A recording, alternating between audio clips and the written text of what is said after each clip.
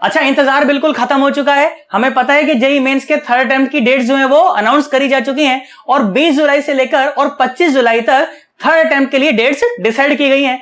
तो हमें इन 10 से 11 दिनों में किस प्रकार से तैयारी करनी चाहिए, किस प्रकार की हमारी दिनचर्या होनी चाहिए कि हमारे सिलेक्शन के चांसेस हम लोग ऑप्टिमम बना सकें। मेरी बात समझ आ रही कि नहीं आ रही? तो बेटा कुछ इस प्रकार की चीजें मैं अभी तुम लोगों के साथ डिस्कस कर लेता हूं कि इन 10 से 11 दिनों में मुझे क्या करना चाहिए कि मेरे सिलेक्शन के चांसेस बहुत ज्यादा बढ़ जाएं। अच्छा, शुरू करने से पहले मैं तुम्हें एक बात और बता दूं कि अगर हमने 2 साल पढ़ाई नहीं करी ना बिल्कुल भी, तो फिर तो ये जो मैं बताने वाला हूं ये बिल्कुल भी तुम्हारे लिए नहीं है। परंतु अगर हमने पढ़ाई करी है, ठीक ठाक हमारी तैयारी है और अगर हम चाहते हैं कि हमारे सिलेक्शन के चांसेस और थोड़े से बढ़ जाएं, तब तुम इस वीडियो के साथ अब आगे बढ़ सकते हो, है कि नहीं? अब मेरी बात सुनो, देखो लगभग 10 से 11 दिन हमारे पास बचे हुए हैं। हमें क्या करना चाहिए कि हमें कम से कम भाई साहब 180 से 200 सवाल, मेरी बात सुन लेना, रोज कम से कम 180 से 200 सवाल हमें रोज की रोज लगाने हैं भाई साहब। ऐसा हमारा प्रण होना चाहिए भाई साहब अंदर कि रोज 180 से 180 से 200 तक क्वेश्चन हम लोग रोज की रोज करेंगे भाई साहब, नहीं तो सिलेक्शन होने वाला नहीं है। और क्या करना है कि अब जो रिवीजन जो है ना, रिवीजन को हम लोग क्वेश्चंस के माध्यम से करेंगे, है ना? ऐसा नहीं कि लेकर के बैठ गए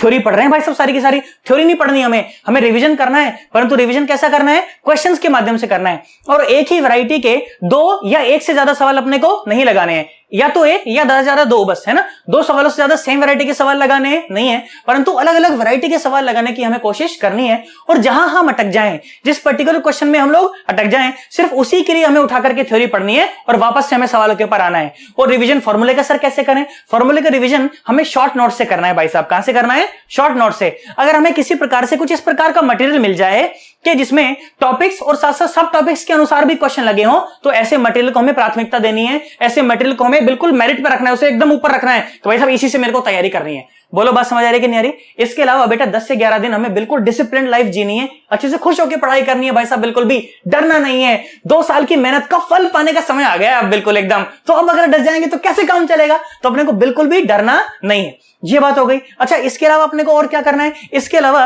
रिवीजन करते हुए हमें यह समय लगाना है, ये हमें ध्यान रखना है कि रिवीजन करते करते हमें क्वेश्चन प्रैक्टिस लगातार करती रहनी है। ऐसा नहीं कि भाई साहब थ्योरी पढ़ रहे हैं, थ्योरी नहीं पढ़नी भाई साहब। ज्यादा, जब मैं बार बार बोल रहा हूं थ्योरी ज्यादा नहीं पढ़नी, थ्योरी तो अपन याद करके बैठे हुए हैं। ज्यादा अपने को टाइम कहां लगाना है? सवालों के ऊपर टाइम लगाना है। आई होप मेरे को बात समझ आ गई होगी, है ना? एक और बात, जब मैं शॉर्ट नोट से फॉर्मूला याद करूंगा, तो चाहे कोई टॉपिक मैंने पढ़ा हो, चाहे कोई टॉपिक मैंने ना पढ़ा हो, भाई साहब फॉर्मूले मुझे हर एक टॉपिक के याद होने चाहिए। क्योंकि कभी कभी क्या होता है कि बहुत सिंपल सा सवाल पूछा जाता है या मॉडरेट लेवल का सवाल पूछा जाता है, जो कि अगर मुझे फॉर्मूला याद होता तो मेरा बन जाता, परंतु अगर मुझे फॉर्मूला भी याद नहीं तो यार मेरा सिंपल सवाल भी छूट जाएगा, है कि नहीं? तो सिंपल सवाल और मॉडरेट सवाल मुझसे हो पाए पेपर में आराम से, इसलिए मुझे क्या करना है? मुझे फॉर्मूला शीट को भी अच्छे से रिवाइज करना है।